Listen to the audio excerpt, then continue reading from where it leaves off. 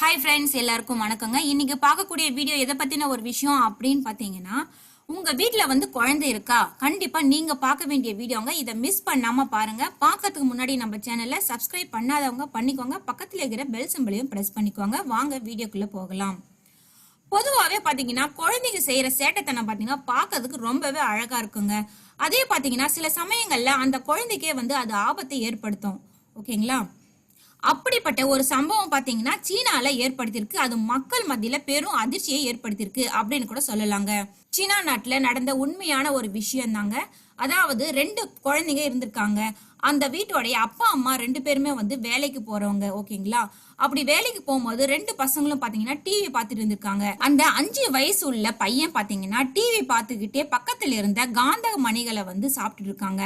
அதாவது காந்தக மணிகள் அப்படின்னா வேற ஒண்ணும் இல்லைங்க. அந்த மேக்னெட் சொல்லுவோம் பாத்தீங்களா, பசங்க அந்த இரும்புல வச்சு விளையாடுறது.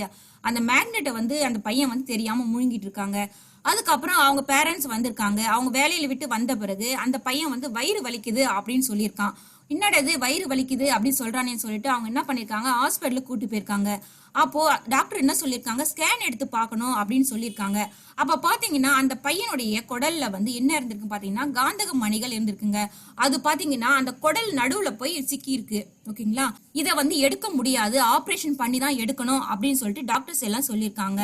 அதுவும் பாத்தீங்கன்னா ஆபரேஷன் செஞ்ச பிறகு அந்த பையன் வயிற்றுல இருந்து எத்தனை மேக்னெட் எடுத்திருக்காங்க அப்படின்னு பாத்தீங்கன்னா 123 மேக்னெட் எடுத்திருக்காங்க. ஒவ்வொரு சின்ன குழந்தைங்களும் அவங்களுடைய பேரண்ட்ஸ் கண்ட்ரோல்ல தாங்க இருக்கணும். அதாவது நீங்க வேலைக்கு போறீங்களா, உங்களுக்கு நம்பகமான யாராவது இருந்தாங்கன்னா அவங்க கிட்ட அந்த குழந்தைங்களை விட்டுட்டு போங்க. குழந்தைகள் எவ்வளவு முக்கியம் அப்படின்னு நம்ம எல்லாருக்குமே தெரியும் இல்லைங்களா? அந்த குழந்தைய ஒரு குறிப்பிட்ட வயசு வரைக்கும் பாத்துக்க வேண்டியது நம்மளுடைய கடமை இல்லைங்களா? தயவு செய்து பெற்றோர்கள் எல்லாருமே பாத்தீங்கன்னாக்க அவங்க குழந்தைகளை ஒரு குறிப்பிட்ட வயசு வரைக்கும் தயவு செய்து பாத்துக்கோங்க. இந்த வீடியோ உங்களுக்கு பிடிச்சிருந்துச்சுன்னா சப்ஸ்கிரைப் பண்ணுங்க, ஷேர் பண்ணுங்க, லைக் பண்ணுங்க. எனக்கு கமெண்ட்ஸ் இருந்துச்சுன்னா ப்ளீஸ் பண்ணுங்க. அடுத்த ஒரு நல்ல வீடியோவுடன் உங்களை சந்திக்கிறேன். நன்றி, வணக்கம்.